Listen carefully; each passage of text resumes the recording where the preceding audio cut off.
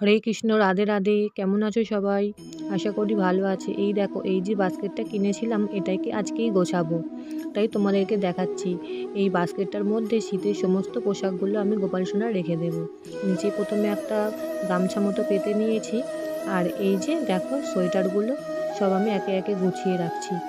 আর এইগুলো দেখো টুপি, কত সুন্দর না টুপিগুলো।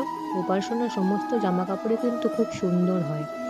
আমার এইটা গোছানো হয়ে গেছে, আমি এটা ঢেকে রেখে দিচ্ছি এখন।